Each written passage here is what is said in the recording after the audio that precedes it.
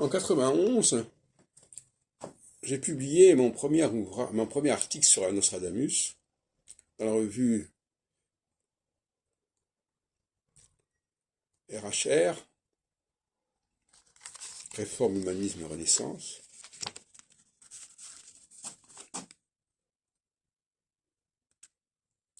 Et ce travail a eu beaucoup d'impact. Il était articulé autour d'un ouvrage que j'avais dit. D'ailleurs, le titre le dit bien, Une attaque réformée oubliée contre Nostradamus.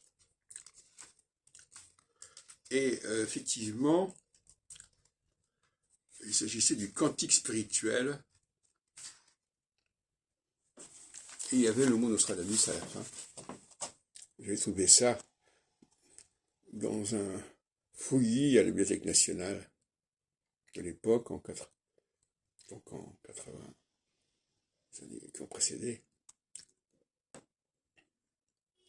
Et j'ai eu la satisfaction rétrospective, si on peut dire, de voir que Brindamour, dans son Nostradamus astrophile, se réfère souvent à cet article et aux documents qui l'accompagnent.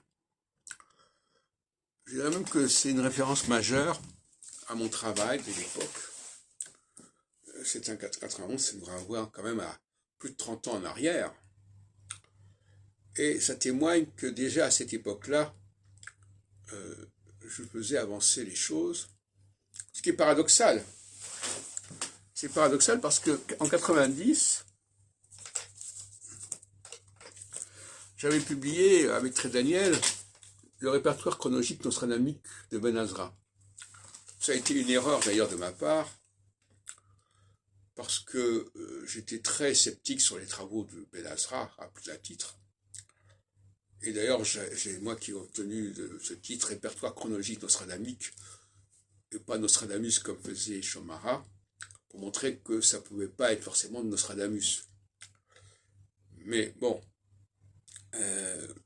Jean Séard, mon directeur de thèse, l'avait préfacé. Mais j'aurais peut-être mieux fait de